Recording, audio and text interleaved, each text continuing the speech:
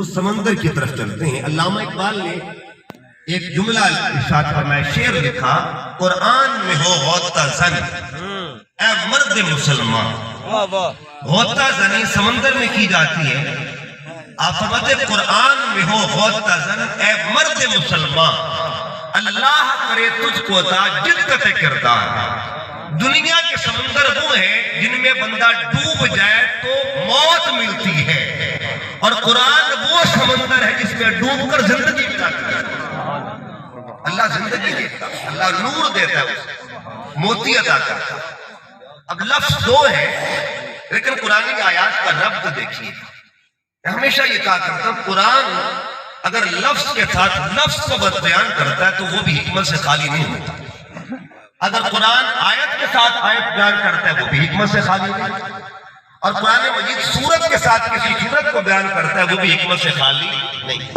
بس ایک مثال، اور اس کی تفصیل میں نہیں جاؤں گا، ایک مثال دیتا ہوں۔ قرآن مجید کی سب سے پہلی سورت جو کہ ترتیب قرآن کے اعتبار سے پہلی ہے، نزول کے اعتبار سے 5ویں سورت، اور اسے سورہ فاتحہ کہتے ہیں۔ نازل 5ویں نمبر پہ ہوئی، اور ترتیب قرآنی میں جب کتاب بنی گئی تب اس کا نمبر پہلا ہے، یہ سورہ فاتحہ کہتے ہیں۔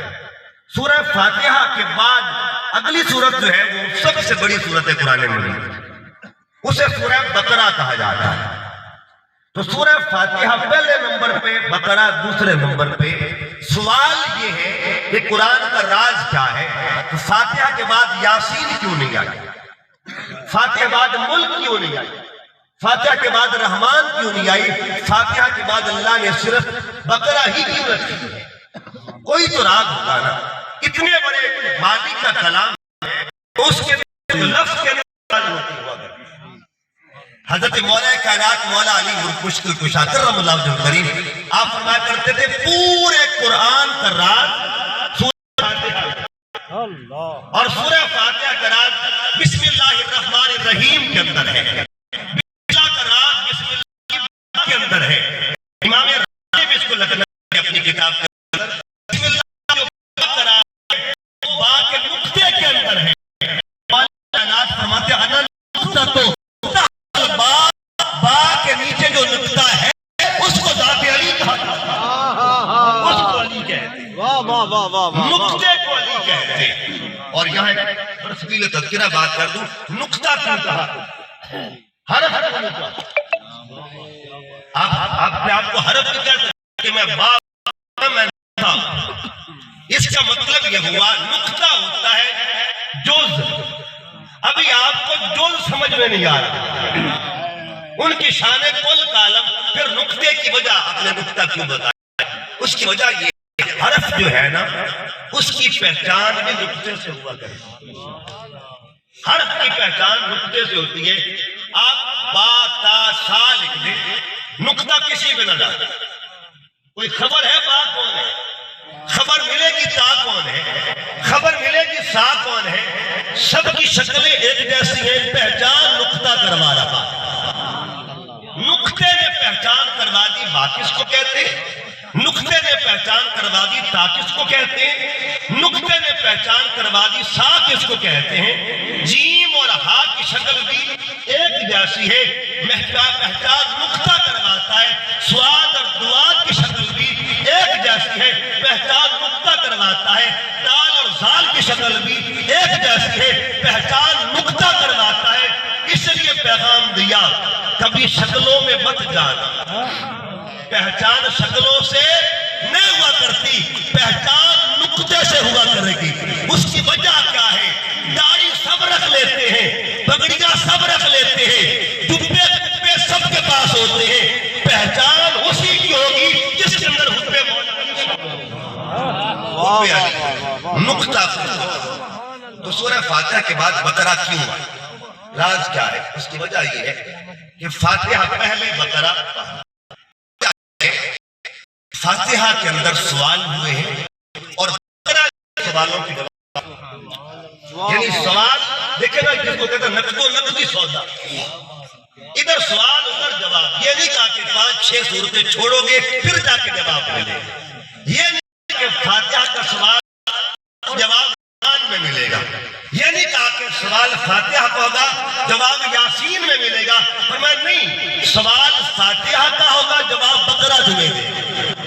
اب وہ کیسے سوال ہے اور وہ جواب کیا ہے؟ قرآن مجید میرے سامنے کھلا ہوا ہے. پہلا سوال فاتحہ میں، اور یہ وہ سوال ہے جو ہر بندہ کرتا ہے جو بھی نماز پڑھتا ہے فجر سے لے کے عشاء تک. ایک بندہ اگر ساری رکعتیں پڑھے تو 48 بار فاتحہ پڑھی جاتی ہے. 48 ٹائم فاتحہ پڑھی جاتی ہے، 48 مرتبہ، یعنی 48 بار ایک بندہ سوال کرتا ہے. اور سوال کیا؟ اہدنا الصراط المستقیم. سوال روز ہوتا ہے، یا اللہ ہدایت کہاں ملے گی، صراط مستقیم کہاں پہ ملے گا. ہدایت کا روز سوال ہوتا ہے 48 مرتبہ. ایک بندہ 48 مرتبہ سوال کرتا ہے تو جہاں کروڑوں پڑھتے ہوں گے وہاں کتنی بار سوال ہوتا ہے؟ تو بندہ سوال کرتا ہے مولا مجھے ہدایت چاہیے. ادھر سوال ہوا، اللہ نے فرمایا یہاں تمہیں سوال ملے گا، اگلی صورت میں تمہیں جواب ملے گا. ہدایت کا سوال تھا، ہدایت کہاں ملے گی؟ بقرہ نے پہلی آیت میں جواب حل کر دیا. الف لام میم ذالک الکتاب لا ریب فیہ ھدی للمتقین. ادھر کا ہدایت چاہیے، ادھر کا آؤ بتاتا ہوں کہاں ملے گی. جہاں تقویٰ ہوگا وہاں ہدایت ملے گی، وہاں ہدایت ملے گی. پھر کا ذکر ہوا،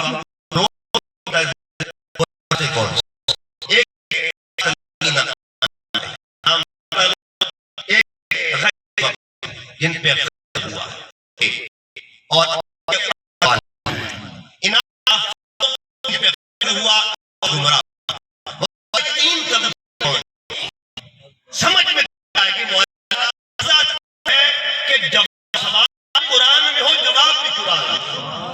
اگر کوئی تفسیر کرے گا شاید کوئی مانے نہ مانے، لیکن بتا مولا یہ 3 طبقے کون سے ہیں؟ کہا ترتیب کے ساتھ دکھاؤ. پہلا طبقہ تھا صراط مستقیم. مولا کون ہے؟ فرمایا الذین یؤمنون بالغیب ویقیمون الصلاۃ ومما رزقناہم ینفقون والذین یؤمنون بما انزل الیک وما انزل من قبلک وبالآخرۃ هم یوقنون اولئک علی ھدی من ربہم واولئک هم المفلحون. ادھر سوال ہوا کہ ادھر جواب مل گیا. اچھا مولا یہ تو پتہ چل گیا کہ صراط مستقیم والے کون ہیں، یہ تو بتا یہ مغضوب کون ہے. غضب کن پہ ہوا؟ آگے تفصیل لکھی ہے ترتیب کے ساتھ، اور وہ تفصیل ان الذین کفروا سواء علیہم اانذرتہم ام لم تنذرہم لا یؤمنون ختم اللہ علی قلوبہم وعلی سمعہم وعلی ابصارہم غشاوۃ ولہم عذاب عظیم. مولا یہ بھی تفصیل مل گئی. یہ تیسرا سوال ہے کہ ضالین گمراہ کون ہے؟ جو راستے پہ آ کے بھی گم ہو گئے. وہ کون ہے کہ جن کو راستے پہ آ کر بھی راستہ ملا نہ، منزل تک نہ پہنچ سکے. مولا وہ کون ہے؟ فرمایا ومن الناس، وہ لوگ من یقول آمنا، جو کہتے ہیں کہ ہم ایمان لائے باللہ اللہ پر وبالیوم الآخر، اور آخرت کے دن پہ، وما ہم بمؤمنین، ان کے پلے ایمان ہے ہی نہیں. یہ قرآن کہہ رہا ہے. تو مطلب یہ ہوا قرآنی ترتیب کا راز. پھر میں اسی آیت کی طرف آتا ہوں. اللہ نے آیت جو لکھی قرآن مجید میں بیان فرمائی انا للہ و انا الیہ راجعون. اس کے پیچھے پلٹ کے دیکھیں کن کا ذکر ہے. مولا یہ کون ہے جو کہتے ہیں ہمارا آنا بھی اللہ کے لیے ہے، جو کہتے ہیں ہمارا جانا بھی اللہ کے لیے. مولا وہ کون ہے؟ اللہ کے لیے. وَإِنَّا راجعون کا معنی ہمارا جانا بھی، انا للہ کا مطلب ہمارا اول بھی اللہ کے لیے، وَإِنَّا إِلَيْهِ راجعون ہماری اخیر بھی اللہ کے لیے. انا للہ کا مطلب ہے ہمارا آنکھیں کھولنا بھی اللہ کے لیے ہے، وَإِنَّا إِلَيْهِ راجعون کا مطلب ہے آنکھیں بند کرنا بھی اللہ کے لیے، ابتدا بھی اللہ کے لیے، انتہا بھی. مولا یہ کون ہے؟ اور ہم پیچھے مڑ کے دیکھو، پیچھے مڑ کے دیکھو، پیچھے ذکر کن کا ہو رہا ہے. اللہ فرماتا ہے یا ایھا الذین آمنوا استعینوا بالصبر والصلاۃ، اے ایمان والو صبر اور نماز کے ذریعے مدد مانگو. صبر اور نماز کے ذریعے مدد مانگو. اور آگے فرمایا ان اللہ مع الصابرین، اللہ صابروں کے ساتھ ہے. یہ بڑی توجہ کے ساتھ یہ آیت سننی ہے. آگے مولا صابر ہوتے کون ہوتے ہیں؟ فرمایا جو امتحان سے گزر، جن کو آزمایا جاتا ہے. مولا ان کا امتحان کیا ہوتا ہے؟ فرمایا بَلَنَبْلُوَنَّكُمْ بِشَيْءٍ مِّنَ الْخَوْفِ وَالْجُوعِ وَنَقْصٍ مِّنَ الْأَمْوَالِ وَالْأَنفُسِ وَالثَّمَرَاتِ. یہ 5 پرچے دینے والوں کو صابر کہا جاتا ہے. کبھی ان کو خوف سے گزارا جاتا ہے، کبھی بھوک کا پرچہ ہوتا ہے، کبھی نقص اموال کا پرچہ ہوتا ہے، کبھی جان کو خطرے میں ڈال کر پرچہ لیا جاتا ہے، کبھی وہ انفس ثمرات پھل دے کے لیا جاتا ہے، پھل دے کے لیا جاتا ہے. یہ 5 پرچے جو حل کر دیتا ہے. اللہ فرماتا ہے وَبَشِّرِ الصَّابِرِينَ، پھر ان کو خوشخبری دی جاتی ہے. الَّذِينَ، یہ وہی لوگ ہوتے ہیں اذا اصابتہم مصیبہ، جب ان کے اوپر مصیبت آتی ہے تو مل کے کہتے ہیں قالو، سارے کہتے ہیں اِنَّا لِلَّهِ وَإِنَّا إِلَيْهِ رَاجِعُونَ. گھبرانا نہیں ہے، آنا بھی اسی کے لیے، جانا بھی اسی کے لیے. یہ قرآن کی ترتیب، یہ قرآن کی ترتیب. لیکن یہاں پہ ایک بڑی اہم بات اللہ نے عرض کی کہ جب قرآن مجید 2 سورتوں کو اکٹھا ذکر کرتا ہے تب بھی رات